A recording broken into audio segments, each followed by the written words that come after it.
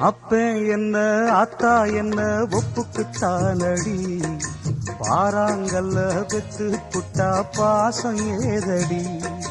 பெத்த புள்ள தந்த பணம் உப்புக்கு ஆகுமா, தாய்ப்பாலுக்கு கணக்கு போட்டா தாலி மிஞ்சுமா, வாயக்கட்டி வளர்த்த புள்ள மல்லு கட்டி நிக்குதடி,